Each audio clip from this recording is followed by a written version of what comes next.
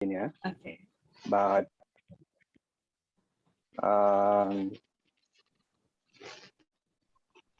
for now I'm working as a assistant resident engineer for the project of Pemborneo Highway in Sarawak. Graduated in 2012 from University Tun Hussein on Malaysia, which is in Johor. Working experience now is almost 9 years of working experience. I think that's my introduction. Thank you for your introduction. I Okay. think Ika, you can start with the questions regarding our interview.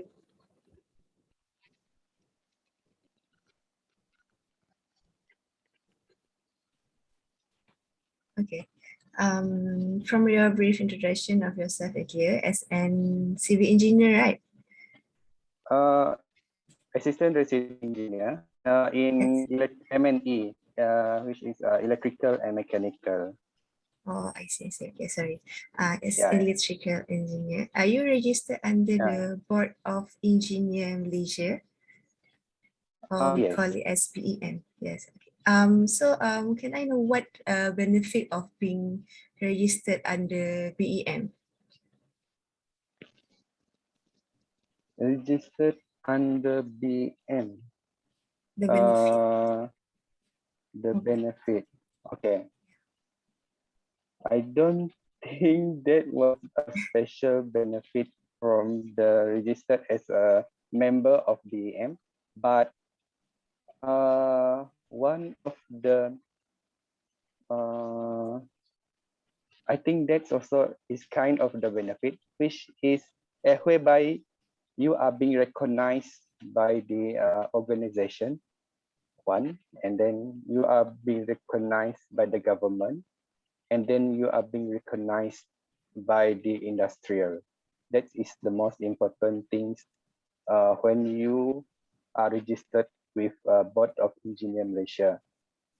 As my past experience, actually, for think about my last 2 or 3 companies that I working with, they are required every graduated engineer must be registered as a Board of Engineer Malaysia to apply for their job. That is one of the I think the importance of you to be registered as a member of Board Engineer Malaysia. I see. Okay. Based on your working experience, what was the most challenging event you have faced, and how do you handle it? Okay, the most challenging event was as an engineer. I think every engineer will facing this kind of the same of situation, which is timeline. Also, as a student, you also are facing a timeline, which is whereby you have to submit your assignment accordingly on the time, right? So as an engineer, also you have a timeline whereby everything that you do must according to the time or your work program. Everything must be done on time, and everything must be done accordingly based on your schedule. For example, like now I'm working with a Pemborneo project, which is one of the mega project in Malaysia. Our timeline is to construct the road and finish it by time. Means that everything must be done on time. This is to accommodate every people that going to use this facility in time. And that is the most important thing. And that is one of the challenge that I'm facing now. And how I manage to do it is you have to manage your time, one. Secondly, you have to follow every plan and every schedule that you have been planned before. That is the importance of your plan and work program as working in the project. Even as a Yes. student, you also have to do your own schedule, right? And then you have to Yes. do your own program. What are you doing next and next and next? What are you going to study and what a kind of assignment that you have to submit this time or next time or whatever activity you have to do it in schedule. Yeah. Yeah. So the timeline is the challenging is the timeline, like as a student, as a Yes, engineer. Okay. yes, So in the code of professional conduct, there is a phrase that say engineer shall at all times hold paramount the safety, health, and welfare of the public. So how do you practice that in your workplace as an engineer? okay. This question for safety. Number one, you have to ensure safety is a practice and not as a rule in your workplace. Practice and rule is two different things. Practice is um, you can translate it as a amalan, which is rule is a peraturan. So make your safety as a practice and not as a rule in your workplace. This is number one. Number two, to ensure everyone was physically and mentally healthy. Why I'm saying physically and mentally healthy is physically you have to ensure everyone will fit to the project or to the workplace. If there was a person who is not fit to that kind of the job scope, it will not giving they were not giving their fully attention or giving their 100% to that kind of job scope. Mentally was for now everyone will talking about mental health, right? So your healthy is not about your physical but also the mental. Um, this kind of mental health, you also have to know how to handle stress, your pressure in the workplace. That was very, very important. As an engineer, you cannot simply pressure your, how to say,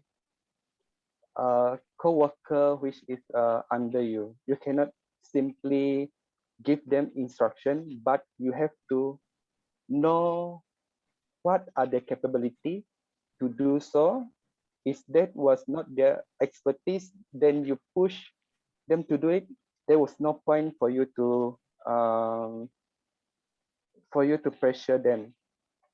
At the end of this, at the end of the, then you will not get 100% or the maximum that they will give you. So, and the number three was to ensure everyone was secure, well protected, comfort, and well support. You have to ensure everyone was secure. well protected means that everyone was in good condition, everyone was comfort, and everyone will well supported when they are facing challenge in their life. That is welfare to the public that that you have to ensure they fulfill with. All right.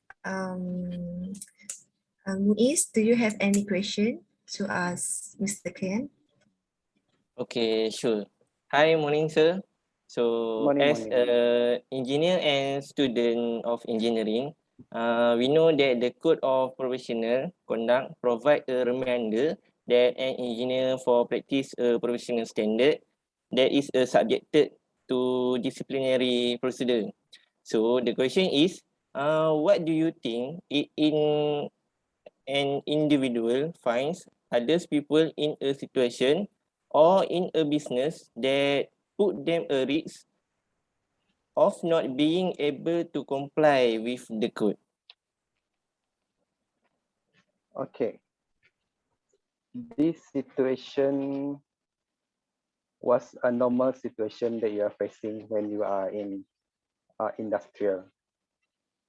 You were facing individual which is in the situation that they are not in the practice to comply the code. What you should do as myself, the first thing that I will do, that I always do when I'm facing this kind of situation, first, I will remind them and then I will advise them to comply with the code. But if this kind of a situation was keep repeating and repeating, you have to ensure that this kind of situation you will report it to your HSE department to ensure that they will conduct kind of briefing to all the workers. But actually, in the site situation, every workers, every site actually, they will conduct a safety briefing weekly. That was it depend on the company. Usually they will early in the morning. They will conduct. Actually, this is very subjective.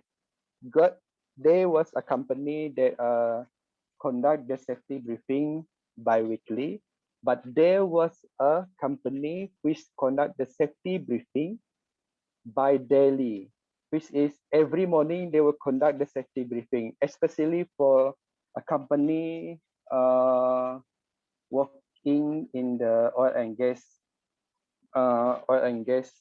project or oil and gas industrial. They will conduct safety briefing by daily, but most of the construction site they will conduct the safety briefing bi-weekly.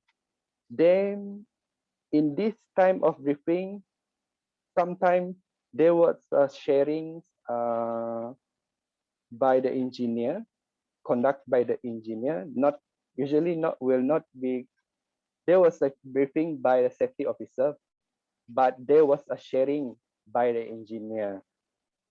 Sharing by the engineer means if there any what they are facing they daily, they will present it to all the workers, or any dangerous situation that they will share to the means one. That is one of the advice and the reminder by the engineer and the safety officer to all the workers.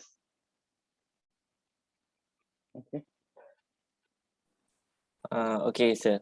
Anyway, is it compulsory for engineer to be registered under BAM to work with a big company such as Shell, Petronas, or Gamuda?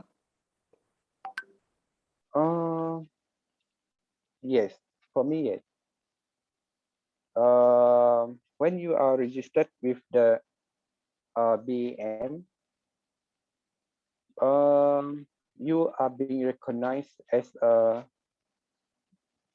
graduate engineer, and how to say, I think first is you are recognized by the government authority. I think that's all. So for sure, the engineer must be registered under BEM, right? Yes. Okay. So based on your working experience, how do you maintain or practice the code of conduct and ethics? How do I maintain the code of conduct and ethics? To show a good practice to all people, to everybody, but means that you have to do it consistently, and not how to say partially you do it, but consistently you have to do it. Everywhere you go, you have to follow every uh, uh, have to comply with the code. So being an engineer, electrical and mechanical, what was the best moment that you could share with us? Okay, the best moment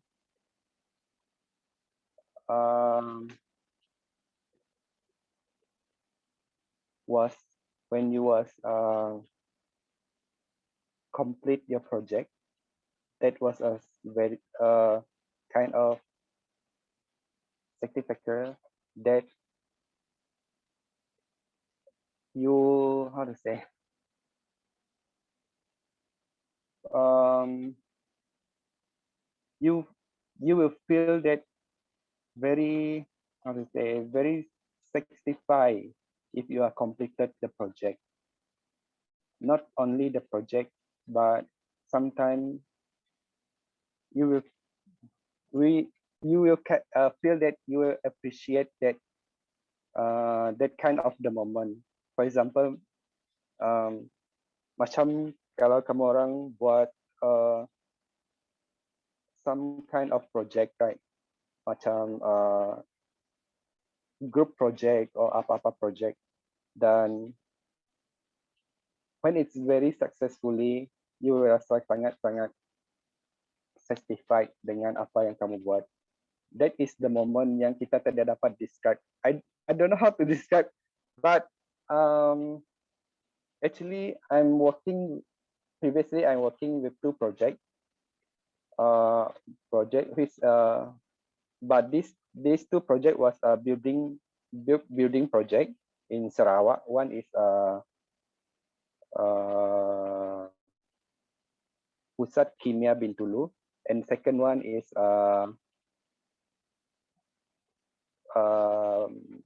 opening soon. This project was one of the shopping mall in Kuching, Sarawak.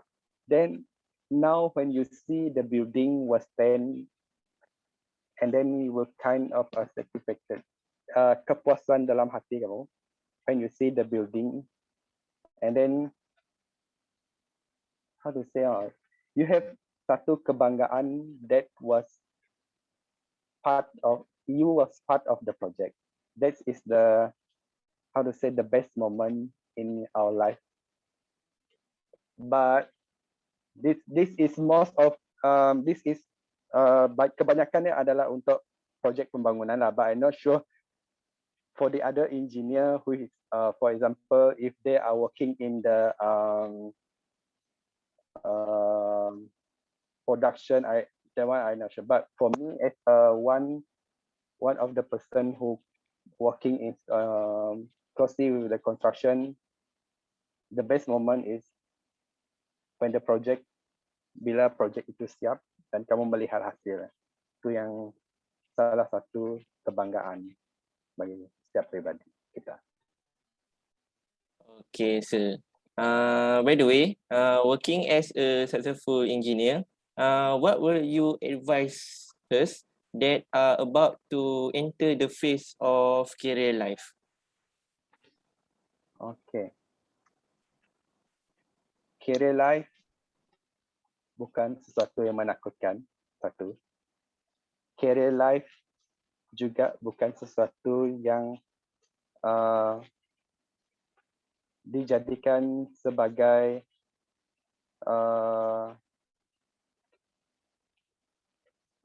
how to say, bukan dijadikan satu sebagai ukuran, tetapi sebagai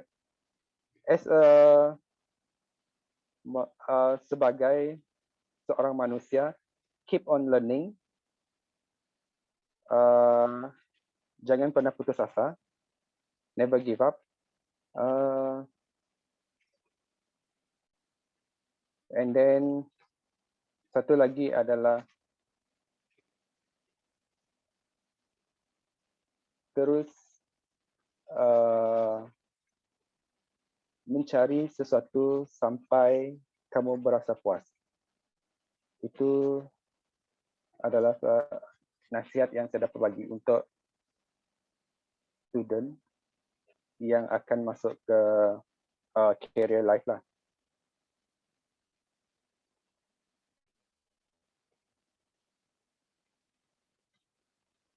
Okay, dapat tangkap kah?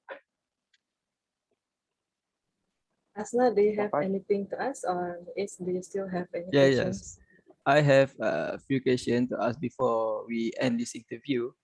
So, the question is, as we inform, titles such IR and TS are registered to the BEM, right? So, when we work outside the Malaysia, is this title valid or not?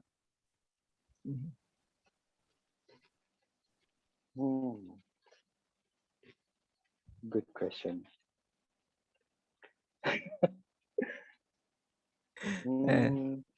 I just wondering lah.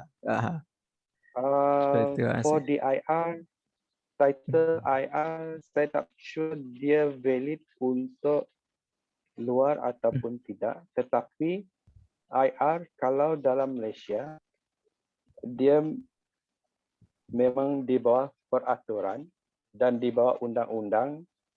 Dan title ini pandangan pribadi ya, bukan pandangan BEM.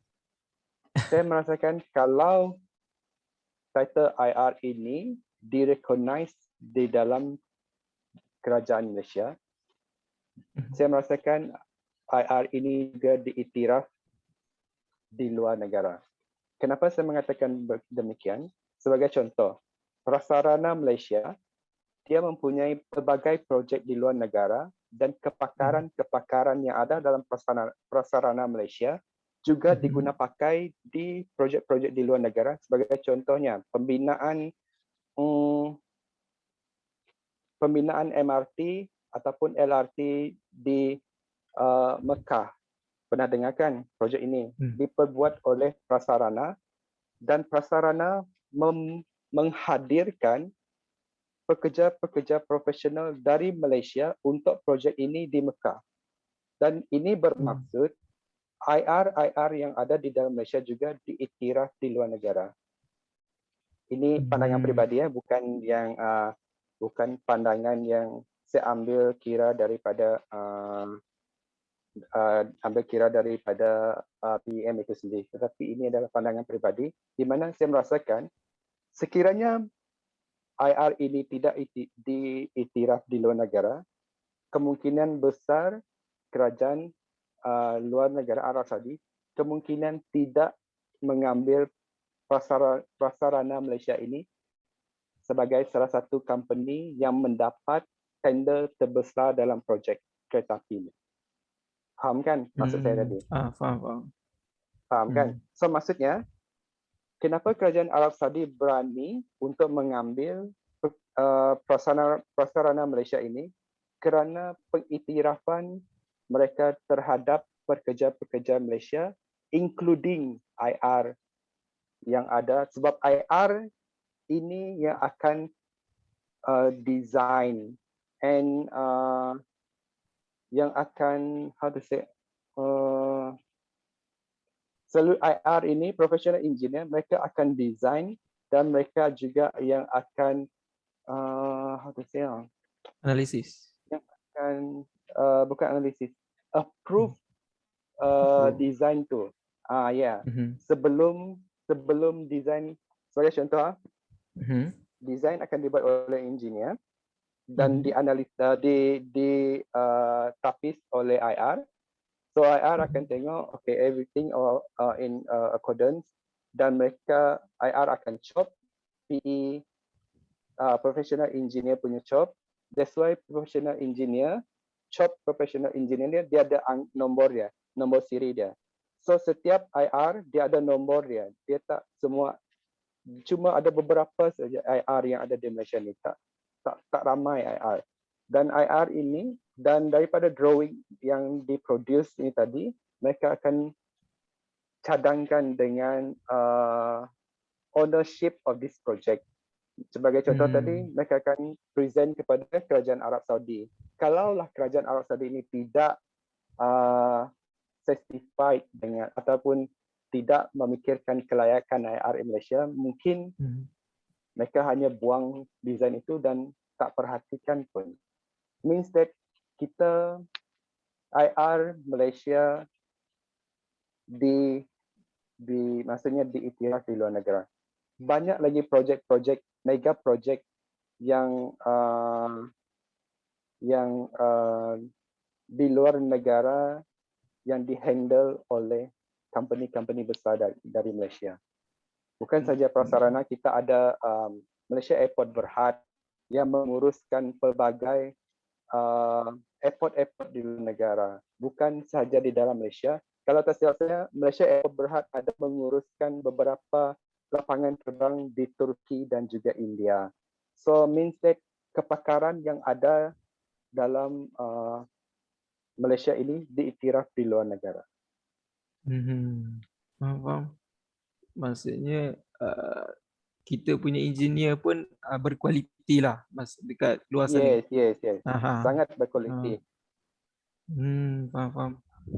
So another question is it necessary for an engineer to obtain training or other certificate to increase the value of the worker or job lah? Okay. Aha. Ini salah satu soalan kaji selidik yang baru saya isi daripada universiti saya. Think dalam minggu ni saya baru je isi. Okay. Soalan ni sangat-sangat bagus. Sebab saya secara peribadi graduated as an engineer, tetapi bukan graduated as a first class, second class. Yang bagi rata-rata student yang pointer 3 point something. Saya adalah average student yang graduated. Salah satu cara untuk meningkatkan your selling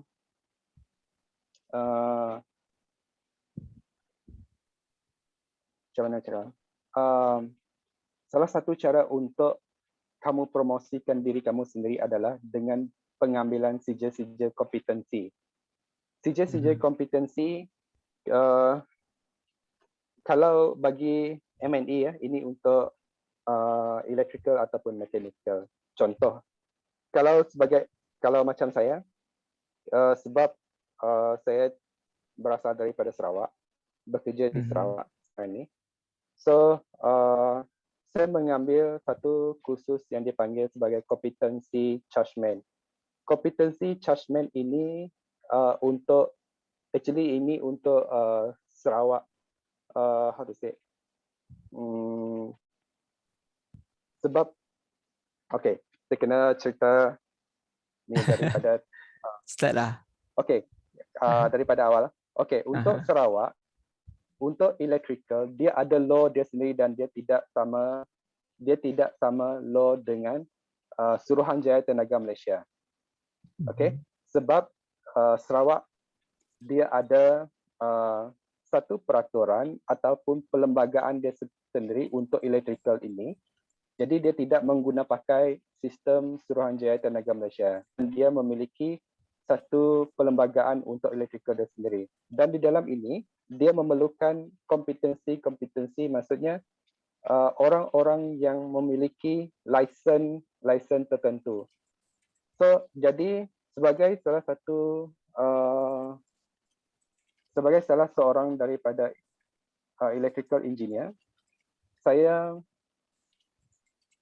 setelah I think 2 tahun selepas saya graduate daripada universiti, saya mengambil kompetensi as a chargeman. Kompetensi as a chargeman ini sangat-sangat berguna di mana in future Sarawak bakal mengimplementingkan di mana setiap building ataupun setiap bangunan yang memiliki main switchboard, mereka require chargeman untuk how to say, untuk sebagai technician yang berkelayakan harus memiliki kompetensi as a chargeman. Maksudnya setiap building besar mereka harus ada chargeman tersendiri. So ini adalah salah satu kompetensi yang sangat-sangat dicari dan diguna pakai kalau di Sarawak. Sebab kalau di Semenanjung kita ada macam, kalau electrical kita ada PW4. Lepas tu kita ada juga chargeman LO 1, 2, 3 kalau tak salah saya. Lepas tu yang ini sangat-sangat bagi saya sangat-sangat berguna lah. Means that perlu ada lagi extra knowledge yang kamu perlu ada sebagai value added kepada kamu sebelum enter ke dalam pasaran pekerjaan lah. Ini saya rasa memang sangat-sangat diperlukan. Tak perlu yang sangat-sangat advance pun okey. Bagi saya sekadar yang sentiasa diguna pakai. Kamu kena cari kompetensi ataupun pensijilan yang sentiasa diguna pakai. Sebagai contohnya kalau kamu dalam civil engineering, kamu mesti cari pensijilan kompetensi yang selalu diguna pakai untuk bidang-bidang tersebut lah. Kalau dalam mekanik, okay, ada lagi. Sorry to interrupt. For the, certified in competency or a certified chargeman, is it like fully sponsored by the company that you are working with, or is it like from your own pocket money? Okay. Untuk saya tidak ada sponsored by siapa-siapa dan saya mengambil sebagai salah satu inisiatif sendiri untuk saya menambahkan value added kepada resume saya. Sebab sebagai contoh, saya bagi kamu satu perbandingan.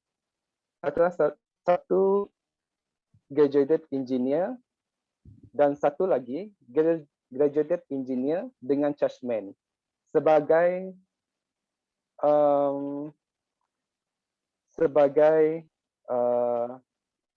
pemberi peluang pekerjaan. Mana satu yang kamu nak ambil? Sekadar seorang yang memiliki engineer ataupun seorang yang memiliki engineer bersama dengan chargeman. Tentu yang chargeman lah. Semestinya kamu akan mengambil seorang engineer dengan chargeman sebab dia ada value added, kan? Maksudnya kamu harus ada satu value added yang orang lain tak miliki. Itu yang saya rasa salah satu kepentingan jugalah untuk memiliki kompetensi ini. Tetapi kompetensi ini bukanlah, maksud saya tadi, bukanlah semestinya kamu graduate, mesti ambil. No. Tapi kamu boleh ambil kompetensi ini concurrently, maksudnya sambil bekerja, sambil berjalan. Saya ada beberapa rakan which is they graduated dan mereka mengambil kursus dari luar dalam pelbagai kompetensi. Ada yang mengambil safety, ada yang attend untuk pipe fitting, dan terlalu banyak sebenarnya kalau nak untuk kompetensi ini. Kalau di Sarawak sendiri yang saya tahu, kompetensi ada beberapa kelas kompetensi yang ditaja oleh Yayasan Sarawak yang boleh di-apply oleh sesiapa pun. Dan saya rasa juga bagi negeri-negeri lain pun ada memberi macam bantuan terhadap kompetensi tersebut juga untuk melanjutkan pelajaran, bukan pelajaran, penambahan skill, kira macam itulah. Sebab bagi saya ada certain kompetensi course ini dia cuma perlukan seminggu ataupun beberapa hari, ataupun dia tak sampai 6 bulan ataupun lebih daripada itu. Ada certain kompetensi kelas yang hanya dijalankan pada hujung minggu selama beberapa bulan. Tetapi kalau kita kumpulkan cumulatively, paling-paling dalam seminggu ataupun 2 minggu saja kelasnya. Kelas dia tak panjang. Maksudnya benda actually kan dalam kompetensi ini adalah benda yang kamu dah belajar dalam uni ataupun apa-apa yang telah kamu pelajari, tetapi kamu mendalami satu bidang lain. Contoh, kalau kamu semua dalam civil kan ke ataupun mechanical. Kita manufacturing mechanical yang tu lah. Okay, manufacturing mechanical. Contoh dalam mechanical, kamu ada belajar pelbagai subjek, tetapi bila kamu ambil kompetensi, contoh dalam pipe fitting, jadi kamu kena belajar tentang pemasangan pipe sahaja. Maksudnya fokus ke dalam satu bahagian yang kecil, tetapi kamu akan belajar ilmu-ilmu yang lain lagi. Maksudnya bila in the end kamu akan dapat mahir dalam bidang tu. Okay, actually saya ada satu, saya baru teringat yang saya ada satu lagi kompetensi yang saya dapat. Yang ni adalah ditaja oleh company yang tempat saya bekerja sebelum ni, iaitu authorized to enter. Authorized to enter confined space. Authorized to enter confined space ini adalah orang yang diautoriskan untuk memasuki ruang kedap. Is it betul dalam bahasa Melayu confined space? Oh, confined space. Maksudnya, yes. Maksudnya kompetensi to enter confined space ni bukan semua orang boleh masuk. Hanya orang-orang yang memiliki license sahaja yang boleh masuk ke ruangan confined space ni. Sebab mereka ini adalah orang-orang yang terlatih, dan untuk mendapatkan sijil ataupun kompetensi ini, kamu harus mengikuti program dia. Kalau dulu saya pergi lebih kurang dalam 1 minggu. So dia ada teori dan praktikal. So maksudnya kamu bukan saja belajar tentang teori-teori gas yang berbahaya, tapi kamu juga praktikkan bagaimana cara-cara penggunaan safety equipment untuk memasuki confined space. Dan kelas ini dianjurkan oleh NIOSH. Actually, NIOSH dia banyak menjalankan kursus-kursus kompetensi, dan kamu boleh kursus-kursus kompetensi jangka pendek, dan kamu boleh cek di website NIOSH yang berdekatan dengan anda. So actually mereka memang ada memang ada sediakan kursus-kursus jangka pendek ni. Kamu boleh cek di website NIOSH. Nice. Dia kena renew ke untuk kompetensi macam setiap tahun ke ataupun every few years ke? Kalau untuk NIOSH, dia memang perlu renew. Renew ada certain khusus bila renew kamu kena attend kursus dia balik. Ada certain khusus renew kamu cuma perlu attend exam sahaja tapi tidak perlu kursus. Depends lah in which competency. Ya. Macam okay. saya ada beberapa lah. Saya ada first aider. First aider ni pun salah satu actually yang ni basic lah. Sepatutnya semua orang perlu ada. First aider ni adalah pertolongan cemas. Pertolongan cemas ini dia punya kompetensi pertolongan cemas sebab hanya orang yang memiliki sijil pertolongan cemas sahaja actually boleh yang boleh memberi bantuan pertolongan cemas. So saya ada memiliki sijil pertolongan cemas, kompetensi as a first aider. Yang ni khusus dia 2 hari. Bayaran kalau dekat Sarawak ni RM250. Khusus 2 hari, 1 hari teori, 1 hari teori dan juga praktikal, 1 hari lagi adalah exam, so means 2 hari. Tapi selalunya yang exam tu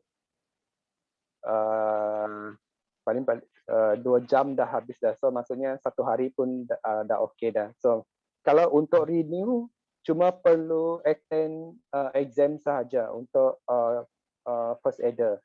Dan first aider ini sah laku dia 3 tahun, renewal every yearly, kamu tak perlu pun ambil another kursus lagi, cuma perlu untuk practical exam sahaja. Maksudnya macam mana nak buat CPR, pertolongan cemas yang basic-basic je. Yang tu saya rasa kompetensi yang paling basic kot, yang kita boleh attend mana-mana pun saya rasa ada. Yang ni boleh check dekat Persatuan Ambulans Public Malaysia ataupun St. John's Ambulance Malaysia, boleh check dia website dia orang, boleh tengok di mana ada kursus jangka pendek untuk kompetensi untuk first aider. Dan kalau untuk first aider ini di mana-mana production ataupun mana-mana kilang yang memiliki satu organisasi yang sangat-sangat baik, mereka memerlukan seorang first aider ataupun siapa-siapa yang kompetensi first aider, sebab ini adalah salah satu requirement. Kalau company ada ISO, mereka perlukan first aider ni. As a registered company, mereka perlu dalam ISO mereka perlukan first aider. Faham. Untuk kompetensi kan, test tu teori or practical test? Kalau untuk kompetensi dia ada 2. Memang perlu kedua-duanya sekali. Dia ada teori dan juga praktikal. Maksudnya teori pun kamu kena theoretical pun kamu kena maksudnya harus tahu tentang theoretical dan juga praktikal. Maksudnya memang fully dua-dua memang kena tahulah. Okay, understand. So I think we have no other question. So I'm very grateful to be interviewed with you today. So you have give me a clear picture of this title or this topic, and we feels our experience and knowledge get better picture in my study for this subject. So we hope to work with you again in the future. And thank you for spending with us. Thank you, Mr. Ken. Okay, thank you. Yeah, thank you, Mr. Kenneth. Thank you for your time. Yeah, thank you semua. Kejap, kita nak ambil gambar dulu. Boleh. Pause for 3 seconds.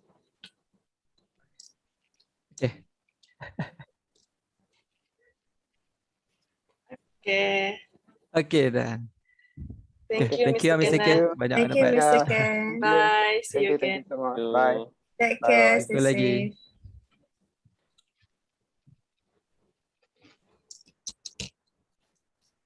safe. Mantap. Jangan ada lagi Mr. Ken. Korang menari juga. Dah menari ya tu. Ada gila. Dia ada lagi tadi. Ajar pula. Weh, apa Yeah. ni ah? Temperature. Record ah? Record kan? Sekejap, aku stop dulu.